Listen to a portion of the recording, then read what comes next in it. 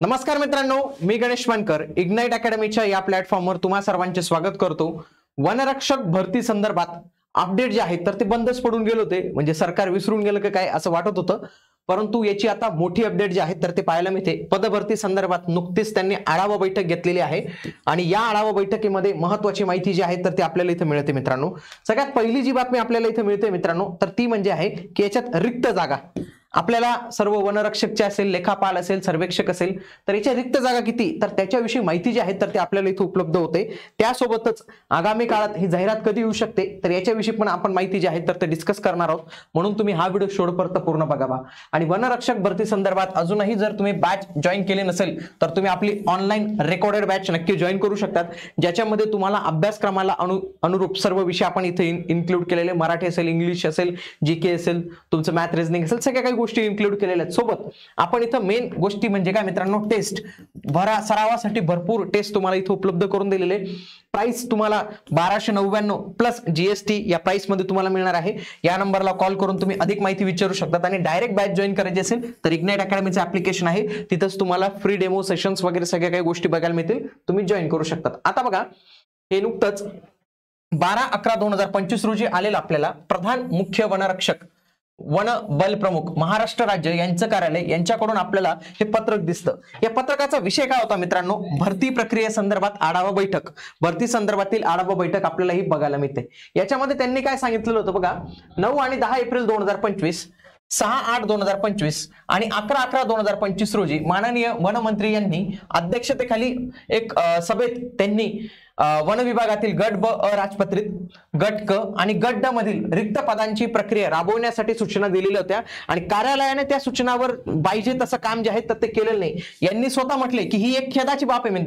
त्यांनी स्वतः सांगितलं की याच्यावर पुढे कारवाई नाही झाली, अधिकाऱ्यांनी व्यवस्थित पद्धतीने काम नाही केलं, मंत्री महोदयांनी एवढा शब्द दिलेला होता, मग मुलं मंत्री महोदयांना ट्रोल करायला लागले होते।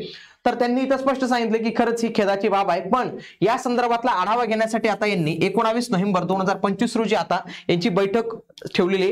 ही व्हिडिओ कॉन्फरन्सिंगद्वारे त्यांची इंटरनल बैठक आहे आणि या बैठकीमध्ये येताना अधिकाऱ्यांनी या गोष्टी तयार करून आणण्याच्या, कोणत्या गोष्टी तर त्यांना आता हे मागणी पत्र सादर करण्यासाठीचा फॉर्मॅट दिलेला आहे। फॉर एक्झाम्पल, वनरक्षक भरती प्रक्रिया राबवायची आहे बघा, 2025 नावानेच आहे ती, म्हणजे लगेच आपल्याला ऍड येऊ शकते। पहिले वनवृत्त कोणतं, पदाचे नाव, मंजूर पद किती, भरलेली पद किती, रिक्त पद किती, या रिक्त पदामध्ये पेसा आणि नॉन पेसा किती, बिंदू नियमावली प्रमाणित आहे का, मागणी पत्र कार्यालयात सादर केलेला दिनांक आणि काही रिमार्क असेल तर तो रिमार्क, अशा पद्धतीने तुम्हाला तयार करायचे।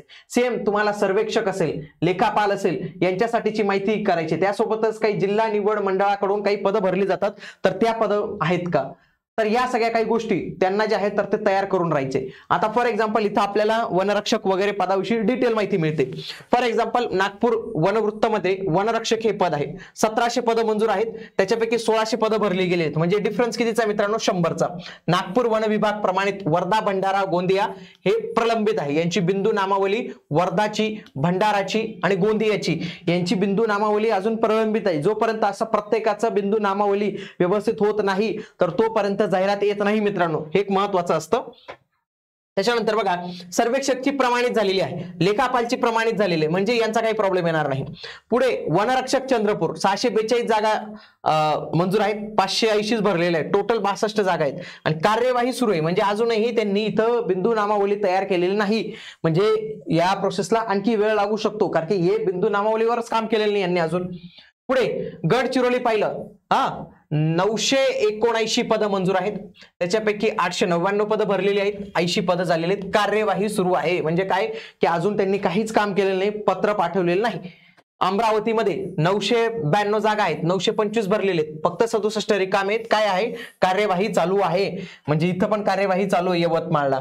आणि त्यासोबत इथं जर पाहिलं, नाशिकला 0 जागा आहे, पदभरतीसाठी पदच उपलब्ध नाही म्हणून काही नाही। बघा, इथं वनरक्षकला कार्यवाही सुरू आहे, कार्यवाही सुरू आहे। तुम्ही जर पाहिलं, एकही याच्यामध्ये तुमचं जे वनरक्षकच्या बाबत जे गोष्टी आहेत ना मित्रांनो, एकही याच्यामध्ये त्यांनी बिंदू नामावली केलेली नाही, फक्त नागपूरची आपल्याला दिसते, बाकी सगळ्याच्या सगळ्या बिंदू नामावली आपल्याला जे आहेत तर ते बघायला मिळतात मित्रांनो। इथं सगळ्यात जास्त जागा ठाणेमध्ये 113 जागा आपल्याला इथं बघायला मिळतात, त्याची पण कारवाई चालू आहे। टोटल जर तुम्ही पाहिलं मित्रांनो तर 608 पदं ही रिक्त आहेत. या 608 पदांना मेन प्रॉब्लेम काय आहे मित्रांनो, तोच बिंदू नामावली. जोपर्यंत बिंदू नामावली तयार होत नाही तोपर्यंत तुम्हाला जाहिरात येणार नाही.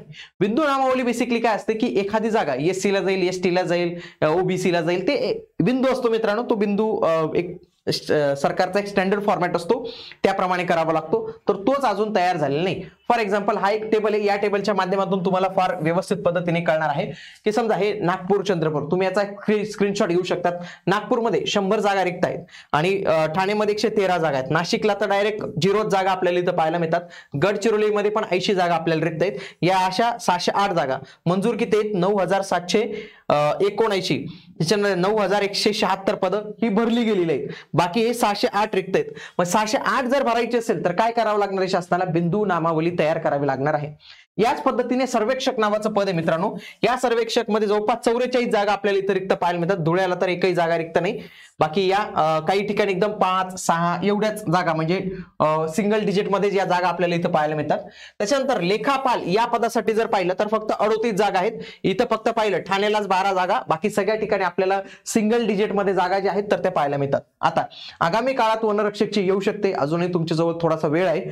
जाहिरात जरी 25 ची असली तरी ती मात्र आपल्याला 26 मध्ये उजाडलेली दिसू शकते, कारण की आता बिंदू नामावली तयार करणं हा थोडासा वेळखाऊ प्रोसेस असते. तर ही प्रोसेस लवकरच होईल अशी आपण आशा करूया.